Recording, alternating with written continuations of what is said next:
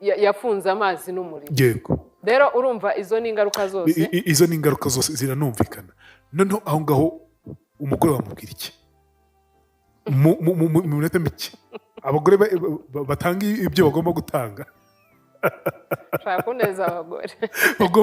Batanga ibyo bagomba gutanga ko Bible ni kwivuga. Urumva? Yego. Abagore bo muri nature no kubera n'ukuntu imibiri yabo iteye. Kera hari abagore nigishaga bakajya bambaza ngo ariko mama buriya abagabo si abasambanye. None se buriya biriya bintu wabikora timutable bikajya bikorwa nka rimwe mu kwezi. Noneho nkaza kubigisha nkabigisha ibyo byose ndimo kuvuga ubu ndimo kubicagagura. Yego. Akaza kuvuga ati burya niko bimeze. Yego. Noneho baza gusanga si igikorwa kubera ko wenda umuntu yaguteruye, umuntu yakubebeje cyangwa se mwavuganye neza, ahubwo baza gusanga ni inshingano igomba gukorwa ibindi bikaza nyuma. Aho ntaraharenga. Abagabo bo ukuntu bateye, iyo aje akakubwira ati ndagushaka kugira ngo tubonane mu buriri cyangwa sinye z'abagore n'abagabo urumva mu gitanda akakwereka sinye ko agukeneye, we nta kibazo aba agufiteho. Nibwo mwavuganye nabi ntago aba akibyibuka. Umugabo. Yego. Kuko yakugizeho ikibazo nta nubwo yakubwira ko akwifuza. Iyo akubwiye rero ko akwifuza cyangwa akakereka sinye kuko agukeneye, we muri urukundo ruba rukiri rwose bya bintu nta gaciro aba yabihaye. Noneho ku mugabo niho mwiyungira muri cya gikorwa. Imana yaremye kibahuza. Kuko ni igikorwa iyo gikozwe bombi babikunze bishimye, ubwiyunge n'ubumwe bwose buraza aho ngaho. Urumva rero abagore bo bagifata nk'ikintu nyine gikenerwa, mbese ibiryo nibyo bikenerwa cyane, imyambaro ibintu bikenewe mu rugo nibyo bikenerwa cyane. Ibyo ni ibintu umuntu akora nk'uko wasohoka. Iyo ufite amafaranga urasohoka, iyo utayafite ntusohoka. Niko abagore benshi babifata. Ntabwo ari bose. Hari abagore bazi ubwenge, bazi ukuri. Nk'uwigeze kumbwira arambwira ati twari no muri bridal shower twigisha abakobwa, atubwira ati jye naje kumenya ko niyo naba natonganye n'umugabo dufitanye ibibazo, naravuze ngo ninjye nawe, ariko imibiri yacu yo ntabwo yatonganye. Turabanza rero tugakora iki imibiri yagenewe. Yego. Ibindi bikaza nyuma. Dushobora no kwiyungiramo na bya bindi bikarangira twishimye umunezero twibagije ibintu byose, cyangwa se na nyuma yo kuruhuka umubiri karuhuka, imibiri kanezerwa, imibiri kagubwa neza. Dushobora no kubivugaho na byo bigakemuka.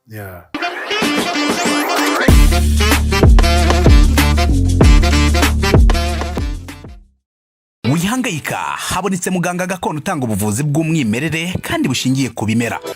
Nahivurije umwijima, mpivuriza n'iby'amabanga y'abashakanye. Bankoraho riraka, n'abahanga pe. Waba warabaswe n'ibibazo byo kwikinisha bigatuma amabanga y'abashakanye atabasha kugenda neza. Tambuka tugukize umuze nawe ubashe kunoza amabanga y'abashakanye. Mubona nahoranye ikibazo cyo kutabyara, ajya ntekereza ko narozwe, nyuma naje guhura n'umuganga aramfasha ndakira, ubu nanjye ndi umubyeyi. Nyuma yo kugira ikibazo cy'imisemburo mike bandangiye ivuriro rigana baramfasha, icyo kibazo kirakemuka. Nyuma naje kujyana n'umubyeyi wanjye afite ikibazo cya hypertension, ubu ngubu n'umuzi. Kubivuza indwara nk'umwijima, impyiko, rubagimpande, amibe, igifu, kubyimba, prostate, umutwe, imitsi ndetse n'izindi, namwe nimutambuke kuko mwashyizwe igorora. Kuba ari imahanga namwe mwihangayika mwibaza uko imiti yacu iraza kubageraho, kuko dukora na DHL tukabagezaho imiti yacu kandi mu gihe gito cyane. Waje guhura ni bibazo bitandukanye nawe kuva ukiri umwana muto cyane akuzaho no kugeza ukuze, ku buryo igihe cyawe cy'ibyishimo uko nabyumvise cyabaye gito cyane mu buryo bushoboka. Kuva ukiri umwana muto cyane ukaba imfubyi, ubura umubyeyi wawe umwe, byagenze gutereka duhere kuri iyo nkuru yawe ho gatoya Mama Queen. Kugira ngo tujye tunafasha n'abandi, navuga ngo bahora n'ibibazo ugasanga byacitse, ntabwo amenye uko abicamo, agiye mu mugozi cyangwa akoze n'ikindi kintu kitari cyiza. Urakoze Jade. Njyewe mfite inkuru nyinshi. Mfite inkuru nyinshi, mfite story ndende y'ubuzima, ko kaduhere kuri icyo cyo kuba imfubyi ndi mutoya. yego Nagiye nari mfite imyaka 4 ni nk'ine cyangwa 3 kwa kundi umwana yibuka utuntu tw'udufilime twamunyuze imbere. yego Papa ararwara ari nijoro, arwara ibintu byamukataga mu nda completely bimukata, kuko we yaravuga ngo ni arumva ari nk'ibyuma bimukata. Then bamutwara kwa muganga ariko arukakaruka n'amaraso, urumva bagaruye umurambo, arapfa ndi umwana. yego Nakuze ntazi papa. yego Ya affection ya papa, bya bindi byose papa, ntago nzi umubyeyi w'umupapa mbese muri imyaka 3 4 ni mike cyane. Mike cyane. Ariko dusigarana mama aba papa aba mama. Njyewe nari n'umwana muto noneho Rastibon. yego umuhererezi. Urukundo rwose ningiye yarushyiragaho, yampaye urukundo kabisa ku buryo nakuze nkunzwe pe. yego Nkunzwe na mama mu rukundo rwose. Ariko nagiye kumenya ubwenge nanone nsanga mama arwaye goita umwingo. yego rero nyine yaje kuburwara, yajya kwibagisha ugasanga aratwite gutyo, urumva ibintu bya kera. Birangira batawumubazura kuri ubu ikintu kinini. Then nawe nza kuba umukobwa w'umwangavu arwaye cyane bikomeye.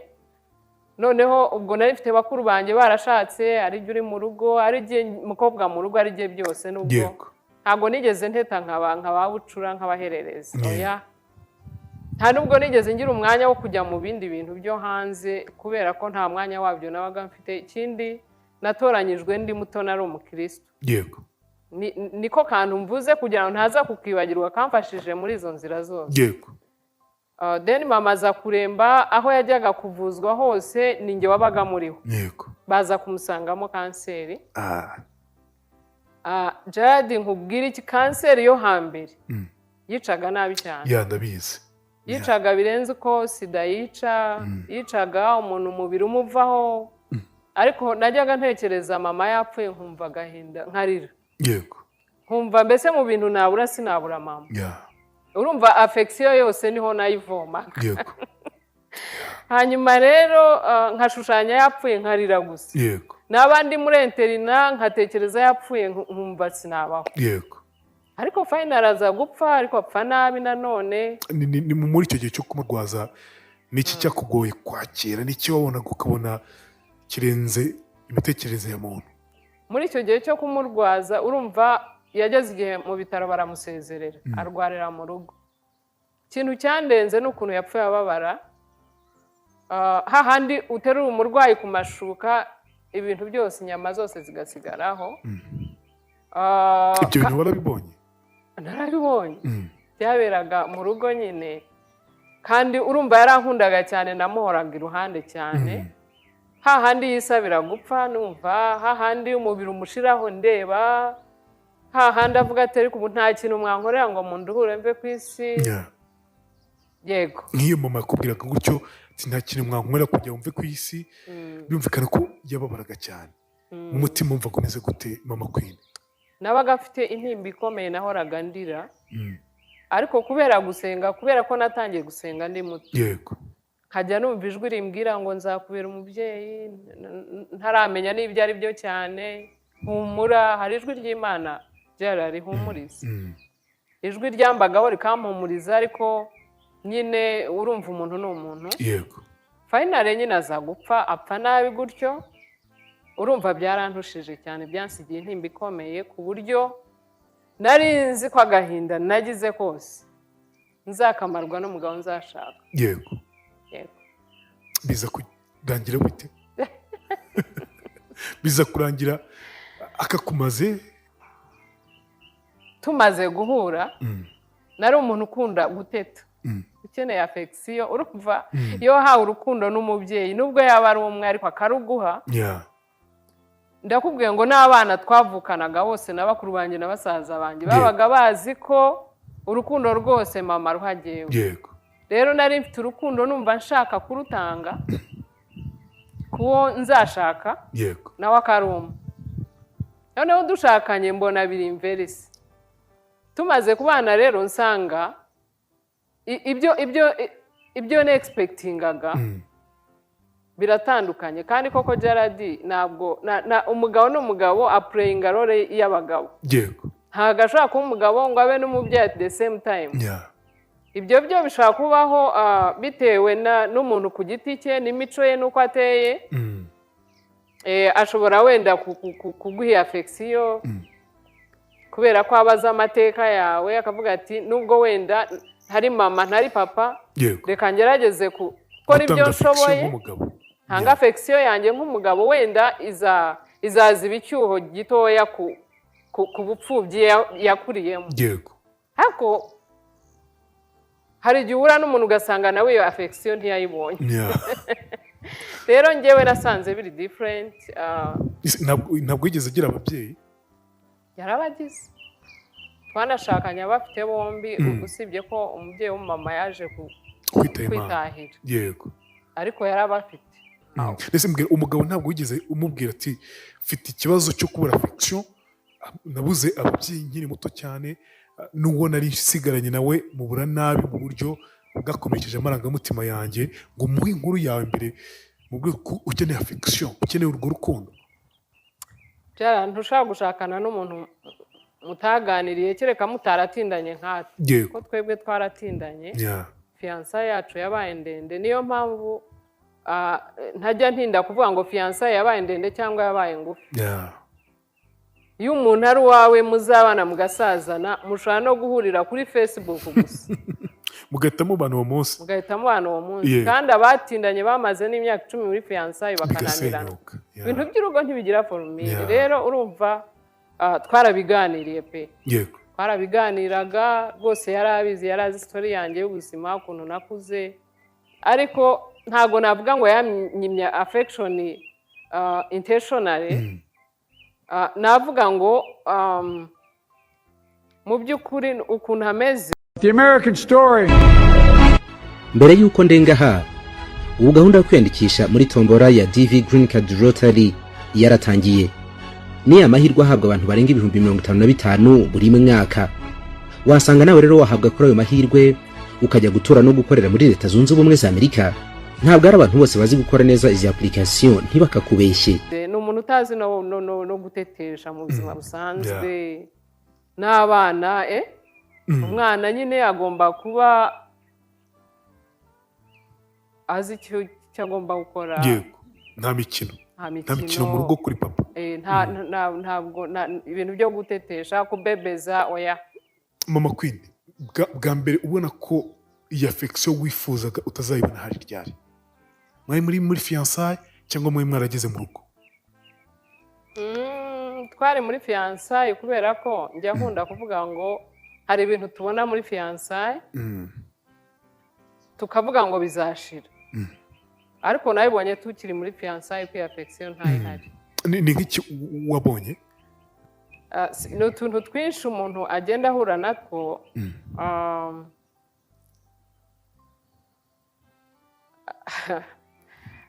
hari ibintu mba ntashaka kuvuga byaragukubise se wenda muri abafiyanse oya ntabwo yigeze ankubita ariko nabibonaga ko nta mikino agira yego nta bintu by'imikino byo kwibebeza byo gukina igihinde ibyo ngibyo byo kwica no kwishurana by'abantu b'iki gihe baba batekereza ngo urugo nuko rumeze yego ibyo ngibyo kandi ubibona muri fiançailles narabibonye pe icyo gihe ntabwo ubashatse kubivamo urumva niba ubonye umuntu adafite imikino wari umusirikare wa mugari tubyite gutyo sibyo ko abasirikare benshi bajyana affection nuko baba bari serious gusa ariko bagira affection bwira ntabwo ubashatse kubivamo erega muri fiançailles abantu benshi bahora babivamo babisubiramo urugo numvaga nshaka na fiancé numvaga nshaka numvaga ari fiancé tuzakundana kandi urukundo tukarwereka twashaka tukarwereka n'abantu bose kuko yego yaba ari umugabo wanjye mufiteho rights zanjye zose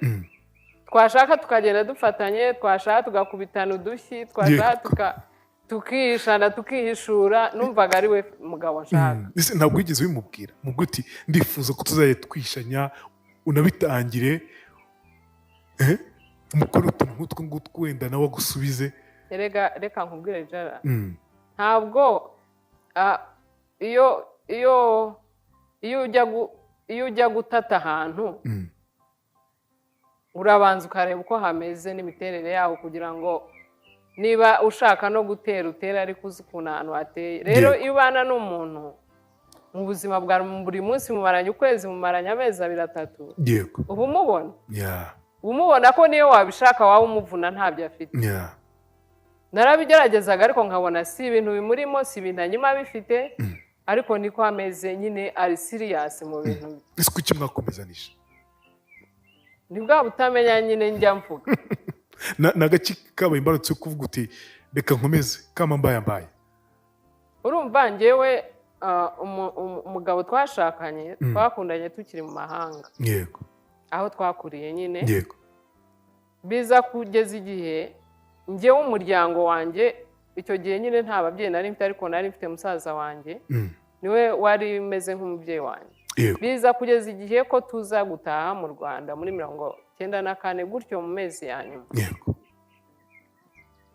noneho nawe azana natwe n'umuryango w'utarazi umugabo fiancé wawe yiyemeza kuzana natwe n'umuryango w'utarazi yego urumva turaza tubana nk'umuryango by'ukuri wari umuryango wanjye ariko nawe kubera ko twazanye yari umwe mu muryango wanjye mwabanye no mu nzu twabanye no mu nzu iwanyu aho twabaga kwa musaza wawe yego twarabanye abantu benshi bari bazi ko ari musaza wanjye yego dukorera n'ahantu hamwe urumva turatindana turakururana ku buryo ntashoboye no kumwigobotora cyangwa nawe ngo anyigobotore icyo gihe mubana iwanyu mu by'ukuri ntabwo wamenye icyo ari cyo ntabwo wabonye ko hari umuntu ushobora kuba wenda adashobotse cyangwa agoye ibintu nk'ibyo ngibyo afite imico idahuye n'iyayo tubyite gutyo aho ngaho rero njya nirinda kuvuga ko atarashobotse ashobora kuba yarabonaga nanjye ntashobotse muri uko kwibebeza kwanjye no gushaka za afection nyinshi yego urumva rero narabibonaga ubese se ngo sinabibonaga narabibonaga cyane ko nyine ubuseriye bwe narabonaga iyo miteto ntiyayikundaga utwo tuntu twakunda abafiyanse bakundana bakanabigaragaza ntitwigeze tubigaragaza nta n'umuntu wabimenye naho twakoraga bari bazi ko ari musaza wanjye n'abakobwa bajyaga bamuntumaho n'abakobwa bajyaga bamuntumaho utinye ko twakoraga ahantu hamwe dukundana tubiziranyeho nta n'umuntu ubizi munataha hamwe tunataha hamwe abantu bazi ko ari musaza wanjye ndashaka kumenya wa mugani umuntu mwakundanaga mukanabana no mu nzu iwanyu byashobokaga gute mwabijeraga gute iyo mwagiraga mu rugo mwitwaraga gute biragoye biragoye of course ariko kubera ko nabanaga n'umuryango wanjye ntabwo byari byoroshye kuko nari naramufashe nk'aho ari umuryango wanjye n'ubundi ariko iryo banga turiziranyeho iwanyu bari bazi ko mukundana bari bazi ko twazanye nk'umuntu twakoranaga n'ubundi n'aho twabaga ntabwo bari babizi kugeza igihe twabibabwiriye kandi twabivuze ubukwe bugiye kuba numva ahubwo mwari mufitanye urukundo rudasanzwe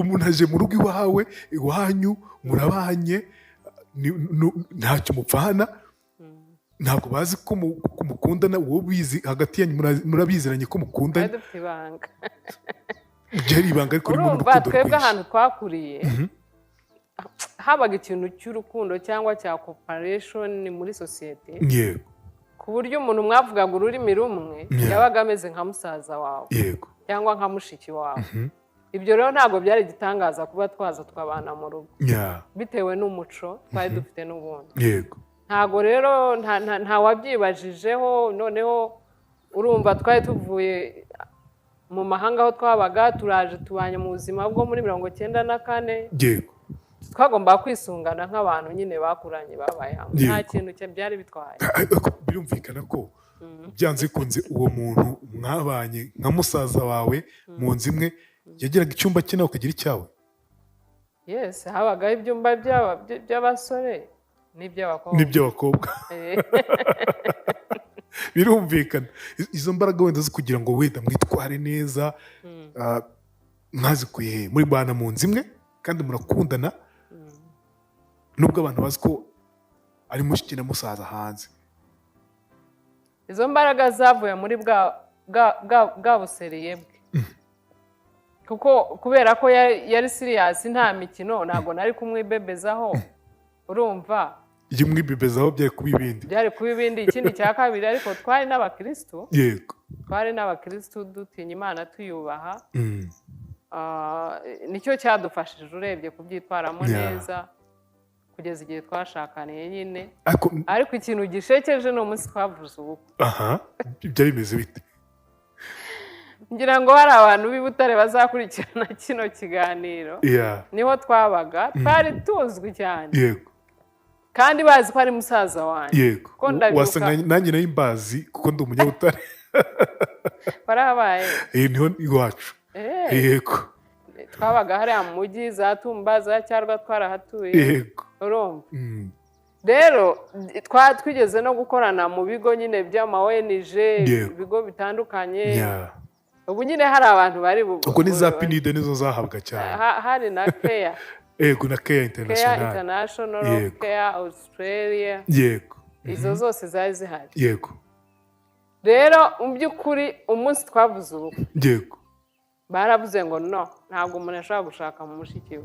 ntabwo bibaho muratubeshya yego urumva ariko tekereza kuba abantu bakundana yego kandi twahamaze igihe kinini cy'imyaka nk'itatu nta n'inyoni ibizi ntawe ubizi baravuze ngo ntibishoboka uriya mugabo uriya musore ni mushiki uriya mukobwa ntabwo bishoboka murabeshya muratubeshya babyemeye umunsi w'ubukwe ibase cyane nk'umuryango wanjye warabyumva ko ntacyo dupfana ariko abandi bantu bose umuryango wawe ntabwo watunguwe umuntu mwabanaga ni gute agiye kuba umugabo wawe kuki se tutigeze tubibona baratunguwe of course ariko kubera ko ntacyo twapfanaga barabyemera baranabishima kuko ubwo bari bamuzi baranabishima nta kibazo icyo gihe hari ikintu gito ndi kwibaza ndaza kukikubaza reka nyikubaze kano kanya reka mpere kuri kimwe mukimara gushakana kugira ngo umwemere bwo gusa uko wavuga uti uyu muntu tumaranye igihe kinini cyane twabanaga no mu rugo iwacu yaraje tumuha aho kuba icumbi turabana ntabwo namuhakanira si cyo cyatumye uvuga uti reka mwemerere nta nubwo ari no kuvuga ngo iwacu bamuhaye icumbi kuko twarakodeshaga muri za Butare yego twabanaga nk'abantu nyine bahuriye aho turisungana yego nta nubwo ari no kuvuga ngo twari tumucumbikiye twabanaga nk'umuryango yego mwari mwamushyize mu muryango wawe yego kuko umuryango we wari warasigaye wose nta n'umuvandimwe wari uhari yego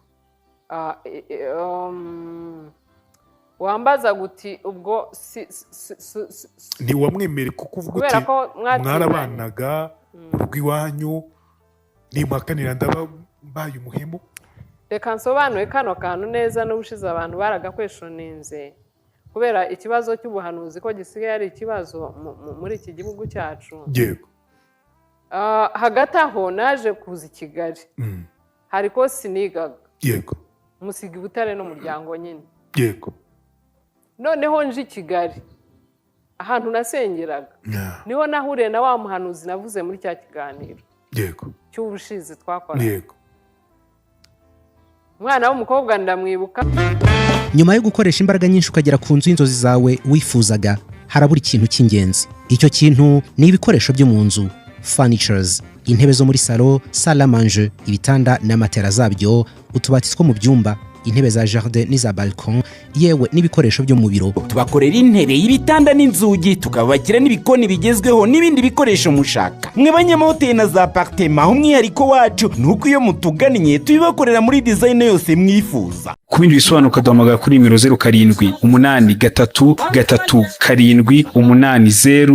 0783378096 yari n'umwarimu wacu ariko tunasengana arambwira ati ko fiyanse ufite atari uwawe ntabwo yaranzi yamboneraga aho ngaho nta nubwo yarazi sitori yanjye yego ko fiyanse ufite atari uwawe yego ariko nibyo nakubwiraga ari nabyo wambaza guti se imico ntabwo wabibonaga ko ibyo ushaka utazabimubonaho nari narabibonye ko ntazayimubonaho kuko imico n'ibyo nashakaga n'ibyo nakundaga ntago we yari abifite yego atari uko anyanze atari uko yanze kubimpa ariko we ari straight away serious, nta bintu by'imikino. Niba uri umugore uri umugore, niba uri umwana uri umwana, nta bintu byo gupfusha umwanya ubusa cyangwa kwitetesha cyangwa kwibebeza yego nkuko nyine wabyita uko ariko kose. Then nabyo narayibonaga, nibyo wambaza uti se ni warabibonye ko affection utazayibona. Nari narayibonye. Umwemera gute se wamugani? Ntiwumva wa muhanuzi ko ampanura? Yego. Ntiwumva nanjye ukuntu mbona ko tutazashobokana, ariko mu by'ukuri byose nabirenzeho kubera cyagiye twari tumaranye ari byo wambazaga byo mu rugo. Icyo cyonyine nicyo kintu cyatumye mvuga ngo uyu muntu dutindanye gutya, umuntu twambukanye amazi, umuntu twabanye mu rugo, ubu ndabyanga gute? Yego. Mugeze mu rugo ntabwo watungwe kuko gere nk'umusaza we mukomezanije ubuzima, wari witeze iki?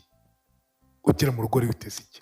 Ni nkaho n'ubundi twabanye nta gihe, kereka cyo kuryamana nk'umugore n'umugabo, nicyo cyari gishya no kubyara abana, ariko mu mico n'imyifatire nta cyantunguye kuko n'ubundi niko twabagaho. Ntacyo yigeze ampisha ngo mvuge ngo hari ingeso yampishe ngo ayigaragaza ngo tumaze kubana. Ni nayo mpamvu nkunda gutinda ahangaha ku rubyiruko nkavugana, igihe cya fiançailles ni igihe tuba duhawe cyo kugira ngo twigane n'umuntu tuzabana ubuziraherezo. Noneho nubona ukuntu ateye cyangwa ibyo umushaka hatabifite, ufata umwanzuro uvuga ngo uyu muntu ntago nzabana nawe ubuziraherezo, ndabona bitava. Mfashe umwanzuro wo kumureka. Cyangwa se ukavuga uti nkurikije ibi n'ibi n'ibi, hari karita afite nziza nkunda, hari n'indi ntakunda, rero iyi karita nkunda izuzuza iyo ntakunda tubane. Ariko ntuzigere utekereza ko umuntu azahinduka mubanye, ahubwo ni mubana bizikuba inshuro nyinshi uko yari ateye, kuko hari n'ibyo azakwereka atakweretse kubera ko yaguteretaga. Rero mu by'ukuri nta cyantunguye, nagiye niyemeje gutyo, ndavuga n'uwo niko ameze, nzabana nawe uko ameze. Ibyo kuvuga kwibebeza bya affection byo gukina igihinde ibyo ndavuga ntabyo. Urabyemeye? Nta hantu wageze ukumva umutima uraremerewe wenda utangira kumwibutsa kana ntuzi ko twabanaga mu rugo, uri musaza wanjye ndi mushiki wawe n'abantu bose ariko babizi, dufashanye muri byose, umuryango wanjye uragufasha, turataha. Ntabwo wagezeho umwibutsa icyo kintu? Ubwo urumva iyo byabaga byakomeye nyine twagize ibyo dupfa tutarimo kumvikanaho, njyewe nari n'umuntu uri emotional cyane. N'ubu ni uko. Yego. Reka nze gushakira agatisho hafi. Oya ntabwo ndira, kurira byararangiye. Ni blague. Yego. Urumva kera nkikomeretse cyane narariraga, ariko Yesu yagiye anyomora ndakira. Rero urumva hari n'igihe namwirizagaho pe, mvugishije ukuri. Nkamwirizaho kwa kundi mugera mu cyumba nkatangira agahinda nyine kukazana, wagahishe muri salo, wagahisha ahantu hose, wanze kukerekana imbere y'abana naho twabyariye na mbere yo kubyara, ariko twagera mu cyumba nkamubwira nti reka twicare tuganire.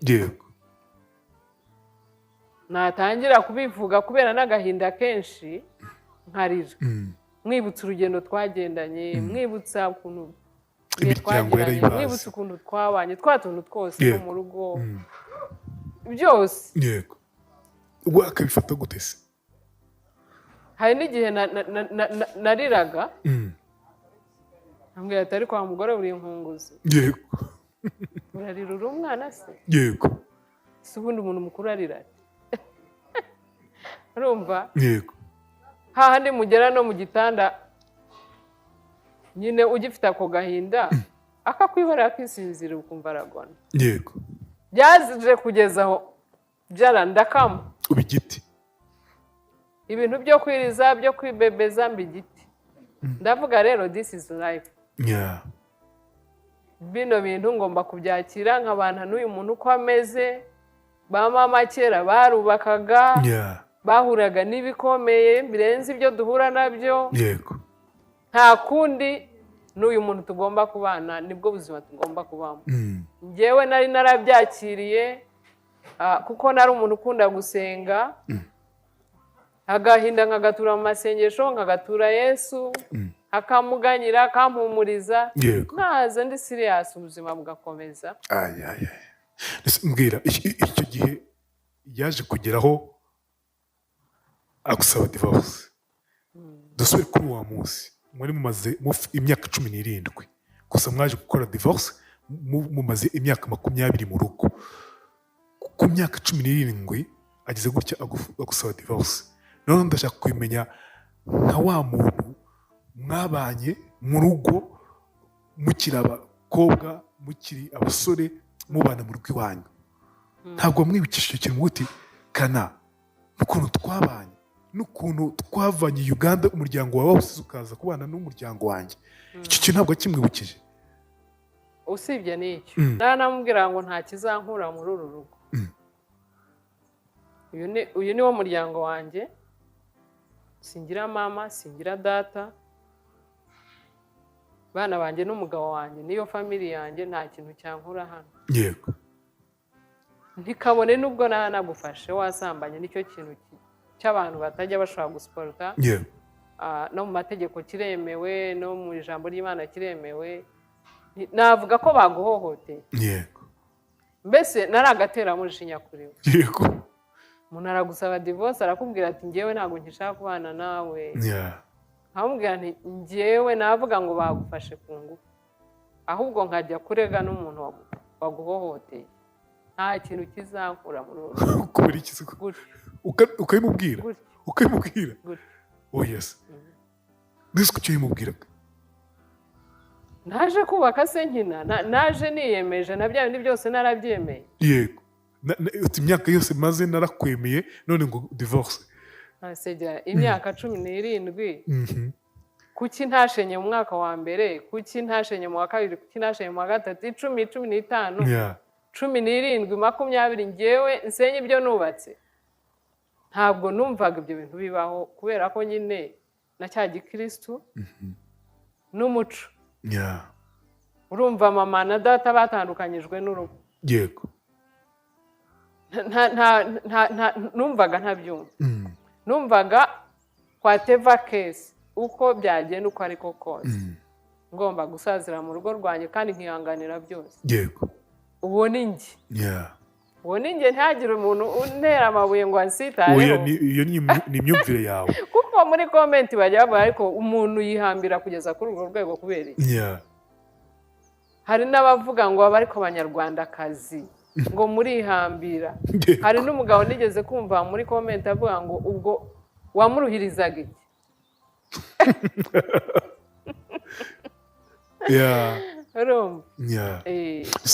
Mu rugo iwanyu ntabwo watunguwe? Basaza bawe mwabanye bamuzi nka murumuna wawe cyangwa mukuru wabo simbizi, ntabwo watunguwe na divorce?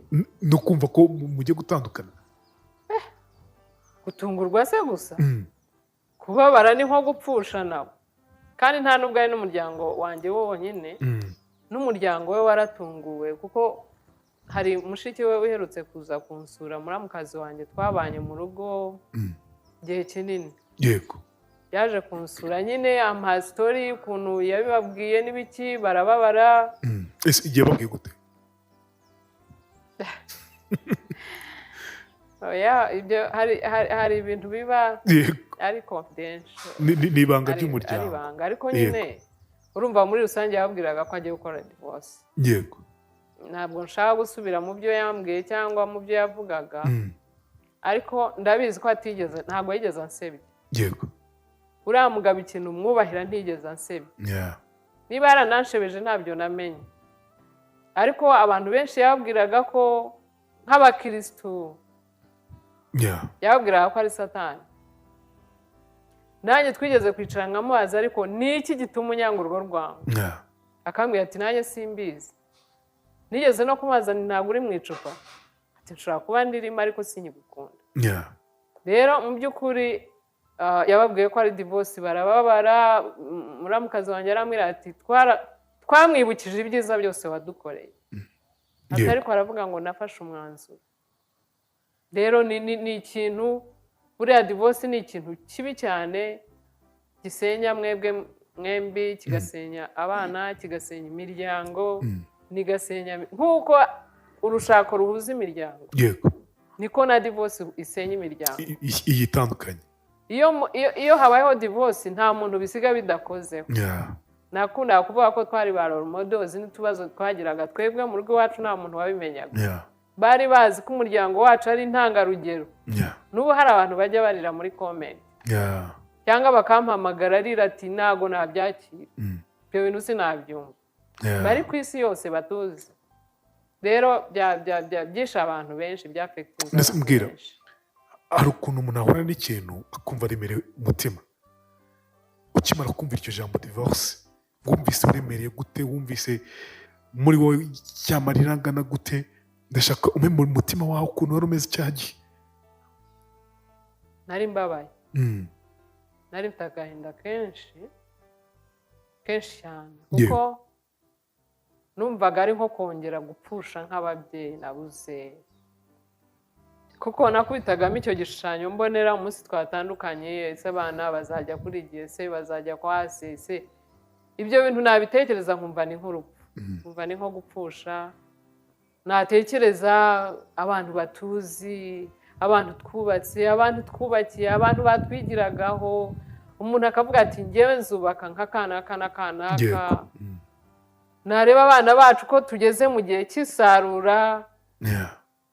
Abana bari bamaze gukura Gerard. Nubwo wenda batari bagakuze cyane ariko twari tuvuye muri cya gihe cy'impinja na rwaserera zose. Urumva Fastibone yari afite imyaka 15. Nkareba ibyo bintu byose nkumva ni nko gupfusha ugashyingura ugaheba uwo wakundaga. Narababaye, nagize n'ibikomere bikomeye cyane. Kandi noneho urumva si n'ibyo byonyine, natinyaga ikintu cy'imanza.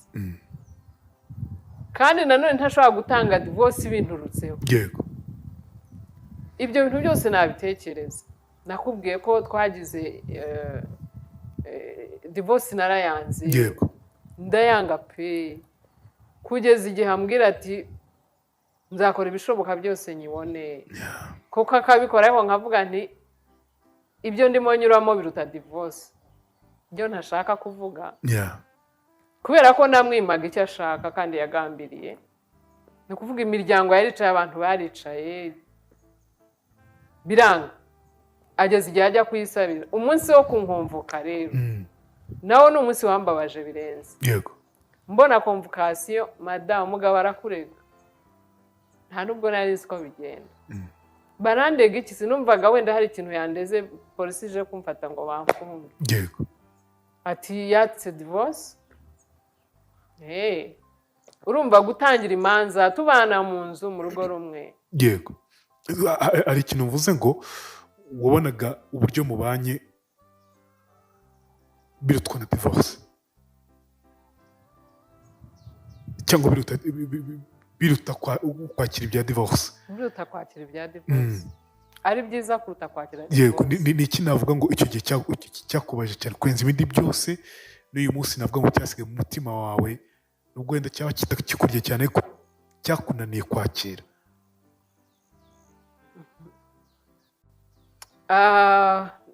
Urabizi ko sinkunda kujya kure kuri ibi bintu. Kubera ko uriya mugabo nkunda no kuvuga ko namuruhije cyane, kuko iyo umuntu ashaka ikintu, kuko na Bibiliya hari aho Pawulo yavuze mu Bakorinto ba mbere ibice 7 n'umurongo wa 15, aravuga ngo utizera niba ashaka gutanatana, ngo mwene data w'umugore cyangwa w'umugabo usigaye ngo ntaba agihambiriwe iyo bimeze gutyo, ngo kubera ko Imana yaduhamagariye amahoro. Abantu bagende bahasome. Naje no kugira ngo ndavuga nyine niyo mpamvu njya musaba imbabazi. Bibiliya yemera gutandukana ariko ukabigisha ubaziko. Kandi nanone reka mvugeho n'akantu kandi ahangaha ntaribagirwa. Buriya nyirabayazana turabokoza wo gusenya umuryango. kubw'inyungu ze z'ibyo agamije we ku giti cye, niwe uhura n'ibibazo no muri second chance y'urushako. In case aramutse yongeye gushaka. Ariko uyu muntu wasigaye ari wowe Bibiliya yavuze ngo mwene data w'umugore cyangwa w'umugabo, ntago aba agihambiriwe iyo bimeze gutya. Ushobora gushaka kubera ko n'ibya mbere si wowe biba byaraturutse. Ariko uriya byaturutseho niyo yongeye gushaka abigishubaziko wa undi yitwa igishubaziko, areke kongera gushaka, kuko uzi ikintu Imana ibishatse kuvuga, icyaguteye gusenya urwa mbere kizagutera no gusenya urwa kabiri. Noneho urangire uri igicamuke n'ubundi ushaje nabi.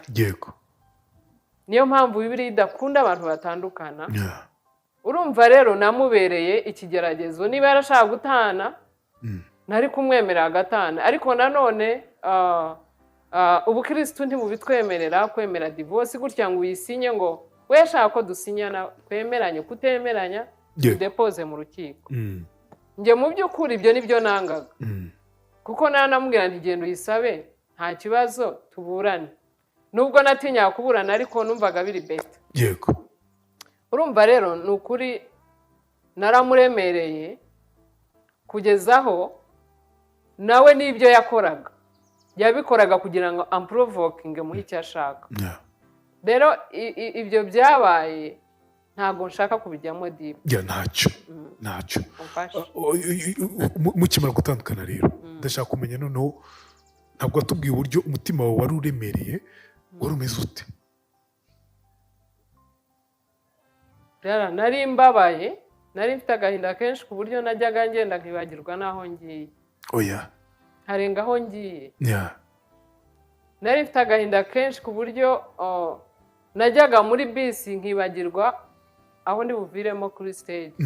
Waba gutekereza cyane se? Nabaga ntekereza cyane.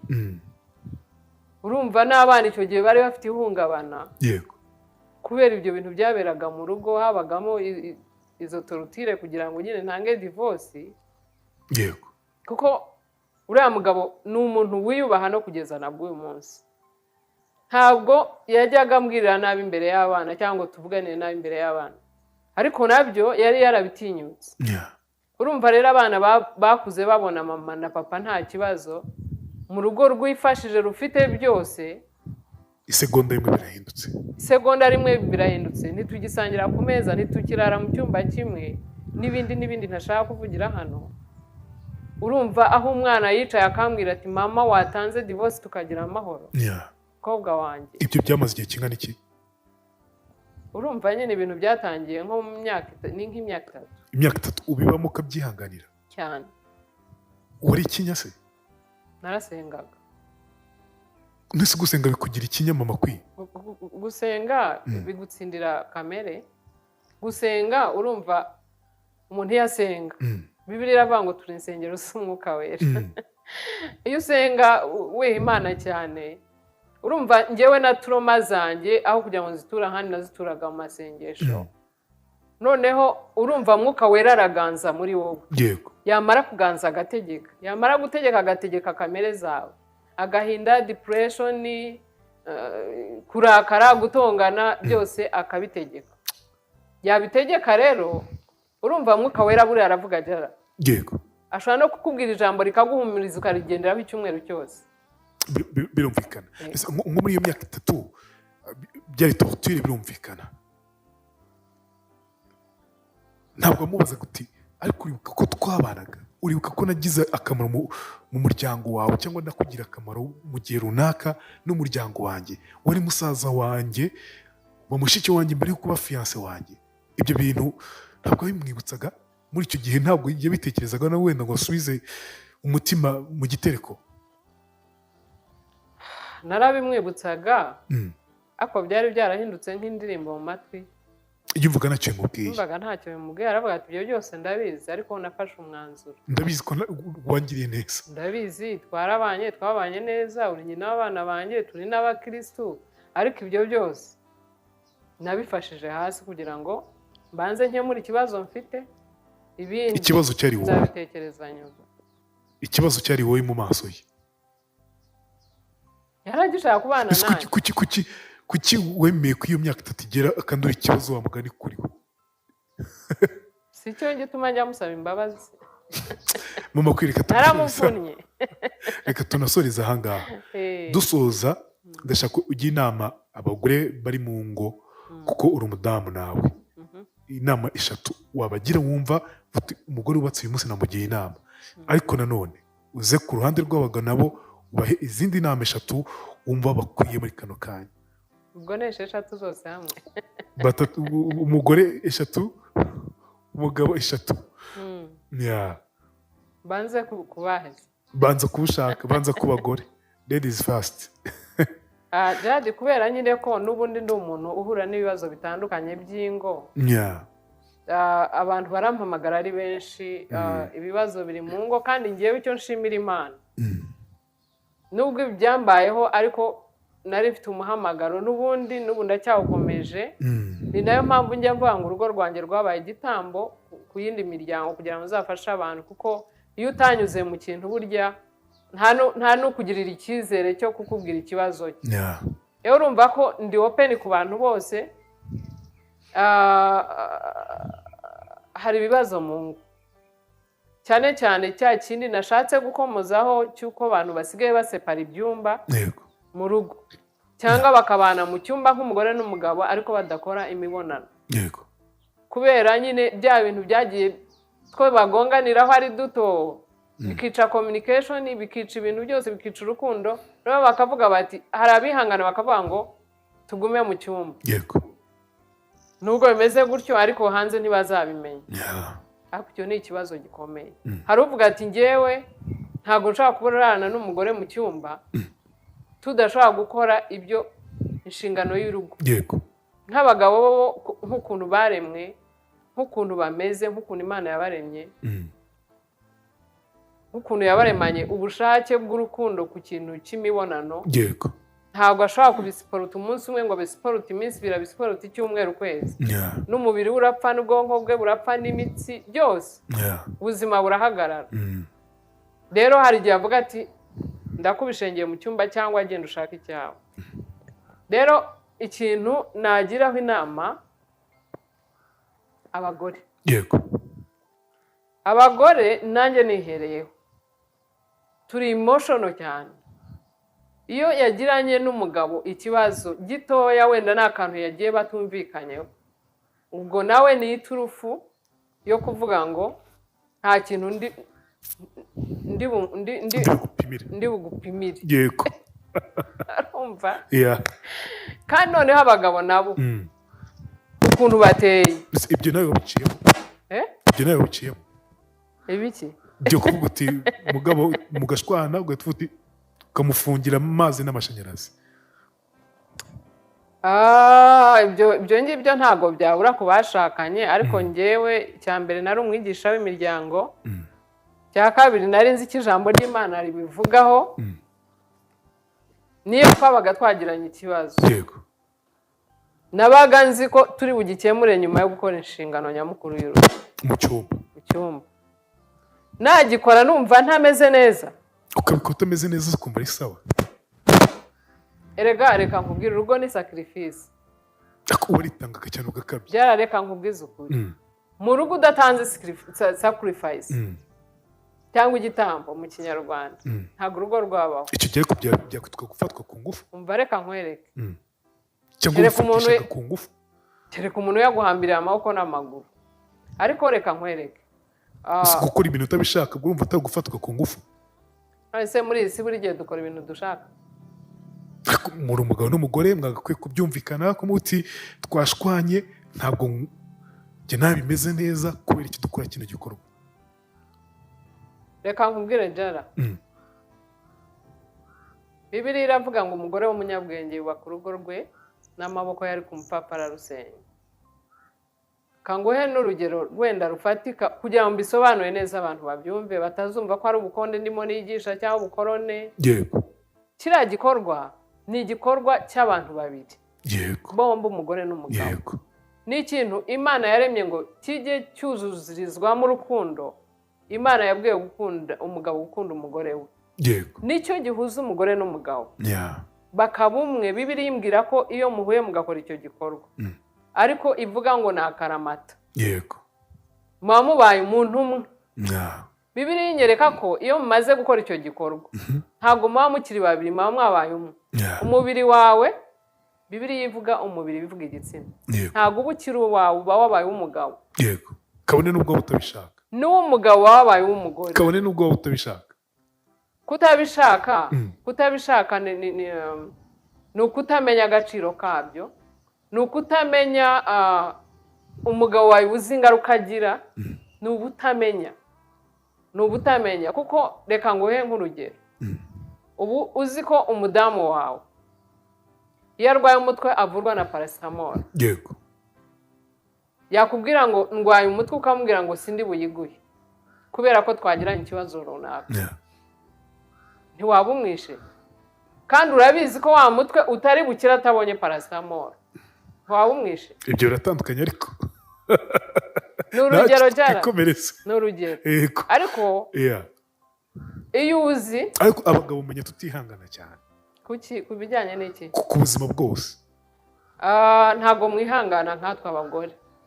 Twebwe kubera ko Imana yaturemye tuzatwita, tukabyara, tukarera, yaturemanye wa mutima w'imbabazi wo kwihangana, wo kuva ku izima vuba, wo kudatinda ku bintu no kubitabikomeza.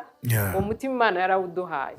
Noneho mwe ukuntu yabaremanye cya cyubahiro nyine gikomeye, nimwe mwabanje kuremwa, igibagereranya na Kristo ngo umugabo ni umutwe w'umugore, ngo Kristo ari umutwe w'itorero, na cya cyubahiro. Noneho ugasanga ubundi yakibahaye ngo mugikoreshe mu rukundo. Yego. Gikoreshe mu rukundo, mu neza, mwituze no mu mahoro.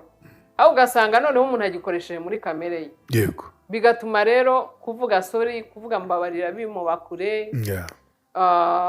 Kwihangana bimuba kure, ibintu nk'ibyo.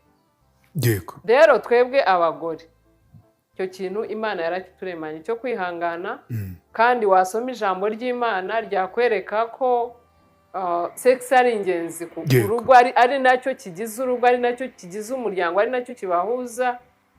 Ukamenya n'ingaruka bigira ku mugabo. Ngewe nzi ingaruka umugabo wabuze sex agira, kubera ko nabyigiye mu ijambo ry'Imana, ariko n'umwuka wera yagiye anyigisha. Agira izihe ngaruka? Nubwo tutandukiriye ako birakenewe. Hari igihe uncanga ukamfasa byinshi, ahubwo ngira ngo nanjye ubu natandukiriwe. Wowe ntabwo atandukiriye, ni igitandukiriye kuri icyo kibazo. Ni nakubwiye inama eshatu. Ariko inama niba ndi buzitange urangirira aho ngaho, nubwo twazihorera. Reka nkubwire ingaruka bibagiraho. Kandi abagabo barabitubwira muri comment. Yego. Urumva umugabo yaremanywe ubushyuhe bw'umubiri buri hejuru, ku buryo uzarebe n'akana gato k'agahungu, iyo kamaze kuba kakana kamaze nk'ukwezi, dutangira gutesitinga kureba ngo igitsina cye kirakora, kirahaguruka, mu yandi magambo. Noneho ni ukuvuga ngo umugabo nuko ateye muri nature, kureba gusa ijisho rye gusa akareba umukobwa hari umubiri uhita ukora. Bigeze no kubaza ariko hari baravuga ngo ubu ntituri abanyabyaha, kuki duhora mu mubiri uduhagurukana? Arababwira ngo niko mwaremwe, ini nature niko mwaremwe, ahubwo kiba icyaha iyo mukurikiye mukajya gukora icyo bategeka. Noneho uko kuntu yirirwa areba abakobwa, urabizi hanze muri Kigali abanyarwandakazi ni beza, aho bakora nabo basenga n'ahantu hose akirirwa gutyo. Bibiliya iravuga ngo kubwo kwirinda gusambana buri mugabo wese agira uwe mugore, na buri mugore wese agira uwe mugabo. Noneho yirinze gusambana, yifitiye umugore we yashatse nk'uko birivuga. Aririrwa abwira ubwonko ati hari ahantu ndi bukutegekere wa mubiri we nkaguhana ku mugore wanjye nishakiye. Ubwo twebwe imibiri yacu iba domanti cyane kuri icyo kintu abagore. Ku mugore si kesi ye, ni kesi y'umugabo. Umugore ntabwo biza uko byiboneye. ntago bizi ko byiboneye ko na hormone zacu kuri icyo kintu ntago bimeze kimwe. Umugore kereka yabishyize mu bwonko, yatereswe, yahuye na romance, ibintu nk'ibi. Ariko bitari ibyo, kereka afitemo twa hormone tw'abagabo, nibwo ashobora kwicara umubiri ukamuhagurukana. Umugore ntiyakureba gutya Gerard we ngo umubiri w'umuhagurukana. Yumva aranshatse. Sibishoboka, kereka yagukunze abimarangiye. Yego. Ariko umugabo gusa, ijisho gusa. Urumva rero iyo atashye akagera mu rugo ndetse cyakayiriranwe, bagera mu cyumba umugore ati ndarushye cyangwa akazana sababu z'utuntu bavuganye mu gitondo, umugabo ni ukuvuga ngo arapfa mu bwonko, arapfa mu mitsi, arapfa mu bitekerezo kugira ngo arwane na wa mubiri. Noneho umubiri umutegeka n'umugore bari mu ishuka imwe. Yego. Umubiri w'umugabo ntago awugondesha ntago awugondesha ikindi. Wagombye kugondeshwa icyo wagenewe. Yego. Kugira ngo rero azabikore mu buryo butari naturel. Awutegekesha ibitekerezo, ubwo umurokore warakemeye ati Satani mu izina rya Yesu, ibyo si cyo byagenewe. Bijya kurangira yavunitse. Kuko imitsi y'abagabo burihurira muri sex, muri uriya mubiri. Ni ukuvuga ngo rero iyo ihagurutse ntigondwe n'icyo byagenewe buri naturel, akabikora mu buryo buri artificial, aravunika mu bwonko, mu bitekerezo, kuko ya mitsi yose ikorana n'ibintu byose. Iyo bibaye rimwe kabiri, umugabo arakwanga urunuka, kuko ashobora no kudevelopinga indwara. Benshi barwara stroke, prostate kubera ko nyine ibigomba gusohoka mu mubiri ntibyasohotse, biramuvuna. Benshi barikinisha. Kwikinisha ni torutire yo mu mutwe, byica mu mutwe. Benshi hari igihe afata n'umukozi kugira ngo yirangirize imirimo ye, ibindi akaza kubyumva nyuma, atari n'iby'urwango, atari uko yanga umugore, ariko kubera ko umubiri wamutegetse uko. Ubwo aho ngaho abagore baba baza bati se abasambana bose abagore baba babanze. Hari usambana kubwo ko irari ryamutegetse kubera ko umubiri uteye, ariko hari n'usambana kubera umugore nyine. Aya mahirwe ntabwo ahoraho, ukwiye kuyafatirana nimba aya makuru akureba. Niba warangije kwiga kaminuza ukaba ushaka gukomeza masters degree, ndetse n'abarangije masters bifuza gukomeza PhD, ubu hari scholarship ziri full funded ndetse n'iziri partial funded muri Leta Zunze Ubumwe za Amerika. Aya makuru rero yabyaza umusaruro. Nimero zacu ni 0787408958. The early bird catches worm. Yafunze amazi n'umuriro. Yego. Rero urumva izo ni ingaruka zose. Izo ni ingaruka zose ziranumvikana. Noneho aho ngaho umugore wamubwira iki? Mu minota mike abagore batanga ibyo bagomba gutanga. Shaka kuneza abagore.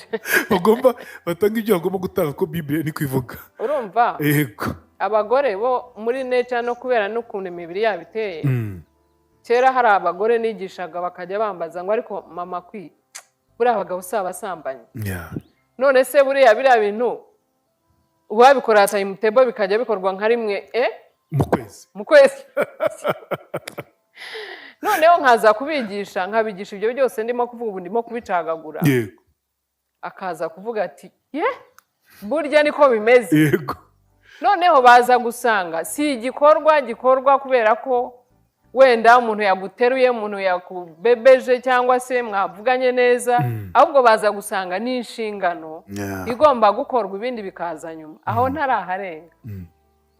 Abagabo bo ukuntu bateye, iyo aje akakubwira ati ndagushaka kugira ngo tubonane mu buriri, cyangwa sinye z'abagore n'abagabo urumva mu gitanda, akakwereka sinye ko agukeneye, we nta kibazo aba agufiteho. Nibwo mwavuganye nabi ntago aba akibyibuka. Umugabo. Yego. Kuko yakugizeho ikibazo nta nubwo yakubwira ko akwifuza. Iyo akubwiye rero ko akwifuza cyangwa akakereka sinye kuko agukeneye, we muri urukundo ruba rukiri rwose, bya bintu nta gaciro aba yabihawe. Noneho ku mugabo niho mwiyungira muri cya gikorwa Imana yaremye kibahuza. Kuko ni igikorwa iyo gikozwe bombi babikunze bishimye, ubwiyunge n'ubumwe bwose buraza aho ngaho. Urumva rero abagore bo abagore bo bagifata nk'ikintu nyine gikenerwa, mbese ibiryo nibyo bikenerwa cyane, imyambaro ibintu bikenewe mu rugo nibyo bikenerwa cyane. Ibyo ni ibintu umuntu akora nk'uko wasohoka. Iyo ufite amafaranga urasohoka, iyo utayafite ntusohoka. Niko abagore benshi babifata. Ntabwo ari bose, hari abagore bazi ubwenge, bazi ukuri. Nk'uwigeze kumbwira arambwira ati twari no muri bridal shower twigisha abakobwa, atubwira ati jye naje kumenya ko niyo naba natunganye n'umugabo dufitanye ibibazo, naravuze ngo ni njye nawe, ariko imibiri yacu yo ntabwo yatunganye. Turabanza rero tugakora iki imibiri yagenewe, ibindi bikaza nyuma. Dushobora no kwiyungiramo na bya bindi bikarangira twishimye umunezero, twibagije ibintu byose, cyangwa se na nyuma yo kuruhuka, umubiri karuhuka, imibiri ikanezerwa, imibiri ikagubwa neza. Dushobora no kubivugaho nabyo bigakemuka. Ariko nta mwicanye ubugingo, nta mwicanye ubuzima. Kuko umugabo wabuze ibyo bintu nta rukundo, nta cyagupimira. Umugabo wabuze sex ayikuye mu rugo rwe ku mugore yishakiye, n'umwana mwabyaranye ashobora kumva atamwishimiye. Nta n'ikintu kimushimisha, n'akazi gashobora kumunanira, n'ibintu byose n'imishinga igahagarara. Kuko ntacyo umupimira. Ubwo se wa mugore wamenye ko ariko bimeze ubwo kujya udakora. Mbese icyo gihe iyo umugore abikora atabishaka, adafite mudu nziza, ntabwo biramushimisha. Oya, ntago bimurya, ariko nyine impamvu ndi kwivuga gutyo ni nk'uko iyo umukobwa afashwe ku ngufu akenshi biramurya. Noneho ugiye kubikora utabishaka, ugiye kubikora udafite mudu nziza. Umukobwa ariko ni umukobwa uba ukiri verije. Ariko se umugore ubanye n'umugabo umwaka 2 3, hari ikibazo kiba gihari. Yego nyine habamo friction kubera ko ibintu by'umugore abifungira mu mutwe. Ubwo rero iyo nta santima, friction ishobora kubaho pe, ishobora kubaho. Ni nayo mpamvu nkunda kuvuga ngo niba hari ikintu cyiza kibaho, ni imibonano ikorwa n'abantu babiri babyumvikanyeho, bahuje umutima, bazi n'agaciro kabyo, bazi n'akamaro kabyo, kuva uko Imana yabiremye. Nicyo kintu cyiza kibaho kinezeza abashakanye, ariko bahuje, bazi n'icyo bakora icyo ari cyo. Ariko niba hari ikintu kibi kibaho, ni imibonano ikorwa abantu batayumvikanyeho. Ni ugufatwa ku ngufu n'ubundi. Ubwo ni ugufatwa ku ngufu. Ubwo urumva ko ugiye ku ngingo yanjye. Nahisetse ukuntu uvuze ngo uri kubaza nk'umugabo cyangwa uri kubaza nk'umunyamakuru. Mama, tugane ku musozo, tugira inama abagabo. Bavuze ku bagore tutaza guhengamira ku bagabo nanone cyane. Inama wagira umugabo none twari gute mu rugo rwe, afate gute umugore we neza, ubwo tunamugira imwe, ibindi byose byumvikanye. Umugabo kubera ko ari we head of the family, ni umuyobozi w'umuryango, icya mbere akwiriye creating ibiganiro hagati ye n'umugore we. Communication, yaba yarapfuye cyangwa se yabicumbagira cyangwa itarigeze kujyaho, yagombye gushyiraho gahunda y'umuryango w'ibiganiro, kuko burya mu biganiro nta kidakemuka. Mu biganiro iyo muganiriye mudashinjanya, mudatukana, mudacyurirana, ikintu cyose cyakemuka na twa tuntu twose. Cya kabiri, bagomba kumenya ukuntu abagore duteye, ukuntu turi emotional, bakabyubaha. Wenda simbasaba kubigenderaho cyane kubera ko umugore narira murirane. Oya, ubundi umugabo we niyo abona umugore arira yumva ubwonko bwe bumeze nk'ubw'abana. Ntabwo abyumva, nta n'ubwo abyakira, nta n'ubwo abisiporo. Umuntu uko avuga ari soba, umuntu akavuga ikintu akakivuga neza, umwana akariwurira, umuntu mukuru arira gute, ntabwo aba abyumva. Ariko nyine abagore bari emotional cyane. Icyo aba agomba kukimenya nk'umugore yashatse, nk'umugore yakunze, nk'umugore babyaranye cyangwa bataranabyarana, akamenya intege nke ze, akamwihanganira. Kandi nanone nongere mbasabe kubera ko nyine ubu niba wumva iki kiganiro, twebwe kuri sex turi dormant, imibiri yacu iri dormant. Bishatse kuvuga ko tutari active, ntabwo ari ibintu bipfa guhita byiza, ntabwo ari ibintu bipfa guhita byikora kuko ukuntu Imana yabiremye. Urwo rukundo yaruhaye abagabo kugira ngo badukunde, batubwire amagambo meza, baturomansinge kugira ngo natwe imibiri yacu ikore tugere ku kigero kimwe. Biba byiza ko umugabo nawe yashyizemo uruhare rwe. Biba byiza iyo umugabo yaguteguye, yakubwiye ijambo ryiza, ntiwimagine kuko uteye ko ariko umugore ateye. Rero iyo wabwiye umugore ijambo ryiza ukamutegura, ukamuvugisha, ukamutelefona, ukamushyira muri mudu, mugeze no mu gitanda ntabwo ari nk'iby'inka. Inka nizo zitagira communication, ariko burya nazo zigira signs zikora. Abagore nicyo tuba dushaka, niyo wamubwira ijambo ryiza ryitwa ndagukunda, biramufasha nawe bikagufasha, mwese mugafashanya, ibyo bintu byose bikagenda neza. Yego ndanyuzwe. Urumva ushaka ko dusoza? Ndumva nshaka ko dusoza, ariko hari akantu ushaka gusorezaho kuri iki gikorwa. Iki gikorwa ni ingenzi kuruta ukuntu abantu babitekereza, kubera ko nubwo waba uri umugore usa neza gute, uri mwiza gute, uri igitangaza, uri umuhanga gute, uri umunyabwenge gute, ukaba utazi agaciro ka sexy mu rugo, Imana nayo ubwayo igufata nk'aho uri nyirabishwe. Imana yo mu ijuru yaturemye igufata nk'aho nta bwenge ugira. Kenshi iyo uvuga ngo umugore w'ubwenge buba ku rugo n'amaboko ye ngo ari ku mupfapfa ararusenya, nicyo ibivugaho. Iki ni ikintu kibura mu rugo rugasenyuka nyuma y'icyumweru. Njye mvuga ngo ni inshingano nyamukuru y'urugo ibura urugo rugasenyuka. Umugabo ubwiza yakubonagaho, ubwenge yakubonagaho, bugahita buhagararira. Ushaka kumva akubwira ijambo rimwe akakubwira ngo ariko ubwenge wagiraga bwagiye iryo gusa, aricyo kintu ashatse kugarukaho, aricyo kintu ashatse kuvuga, kandi we ntumenye n'abari, cyangwa akakubwira ngo ariko wanyu nta bakuru babayo. Cyo cyonyine abazi ko wajurire uzi ikintu cyubaka urugo cya mbere, ibindi byose bikuririraho.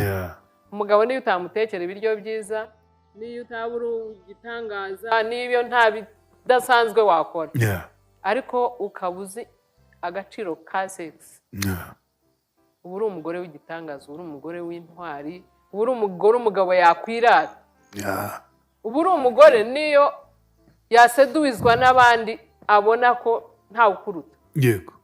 Ku ruhande rw'abagabo baraza kutubwira muri comment. Ariko icyo kintu iyo kidahari, nubwo waba winjiza miliyari mu rugo, ntabyo yongera kubona. Niyo waba useka amasaro agaseseka, aba bandi beza ba kera, niyo waba uri umunyabwenge ukora muri perezidansi, ari wowe ukora mu bikomeye mu gihugu, nta bwenge yongera kukubona. Icyo rero abagore bakimenya. Mbese mbwira, nta mugabo uba fake? Ko numva abagore buba fake gusa. Mbaje ikibazo cyiza. Ubwo uba wabitsinze, fake se ushatse kuvuga iki? Nta mugabo binanira mu gitanda? Reka ako kantu nkavugeho gato. Abagabo, hari abagabo bateye ukuntu, iyo umugore yamubabaje bya cyane biramunanira. Iyo umugore yamubabaje cyane, ko numva byose bigaruka ku bagore. Iyo umugore yamubabaje cyane bagiranye ikibazo cyanze gukemuka, biramunanira. Iyo umugabo yananiwe cyane, ni bamwe ariko na bamwe nibo bake. Iyo yananiwe cyane, yakoze akazi kenshi cyane kamunaniza umubiri, nabwo arabinanirwa. Hari n'abagabo baba bafite uburwayi. Uburwayi ubwo ni uburwayi nyine, iyo muganiriye, iyo mukominiketinga, ushaka no kumugira inama nk'umugore utijya kwivuza cyangwa ukabaririza, cyangwa nawe akabaza aho bivuza, ariko ubundi umugabo muzima udafite ikibazo. Twigire ku bazima, uburwayi bwo ni ibindi. Ku bazima nuko bimeze, bahora barevarede kuri icyo kintu, bahora biteguye, imibiri yabo nuko yaremwe. Yego Mama Queen, wakoze cyane kubana natwe mu kiganiro. Buri munsi tugirana ikiganiro cyiza cyane bazi kubitubwira muri komantere cyiza cyane icyo nzi no kuri umuhanga kandi uzi no gusobanura ibintu byawe neza cyane Urakoze. Imana ijya ibiguheramo umugisha urakoze cyane watanga telefone yawe ko numvise hari benshi cyane wagafashije ya ndayitanga n'ubushize narayitanze nafashije abantu benshi Yego. barampamagaye cyane ariko bajye banishyura abantu ubuse jara ngaho mbwira uburyo tuzabyishyura ntabwo ari ukubyishyura komite tubwiye ngo abantu bishyure ariko umuntu ashobora kuvuga ati mama Queen yangiriye inama nzi ko urugo rwanjye ruzagenda neza wenda icyo ninjiza basi ngiye kugusabira simbizi ariko niko nakabitekereje niba yangira inama abyumvise mu kiganiro nubwo mutavugana kuri telefone ushobora kuvutirika mama Queen mugenere ikintu runaka nkuye wenda kidahwanye n'ibyishimo yampaye cyangwa n'inama yampaye ariko nibura gihwanye by'umwihariko n'icyo numva nanjye nshaka gutanga araduhaye natwe tumuhe siko byagakwiye kugenda niko byumva nushaka komantere zawe zireke ndabizi ko ugiye gusobanura komantere yayihorere kuri ibyo ntacyo hari ikibazo se oya no kuri jana nta kibazo ibyo ni nko gushimira umuntu yego ikibazo ni uko nashyiraho tariki oya ntabwo ariyo mvuga ni ukuri ibyo ngibyo turamutse tubikoze nkatwe nk'abantu bumvise ikiganiro ndabizi ko byaba ari nko gushimira umuntu wadufashije inama burya tukumva ari ibintu biri aho ngaho tu ni ikintu gikomeye umuntu ashobora kubakira urugo rwari rugiye gusenyuka uyu munsi ukavuga uti imyaka nibura 20 ndongera nyisunike nongere sunike indi 20 40 bigezemo mutandukanwe n'urupfu kwa kundi biturutse kuri ya nama mama Queen yakugiriye ni gute se umuntu atamugabira mu mugabire ni bangabire rwose ndemeye bangabire mu mugabire ni ukuri pe bangabire kabisa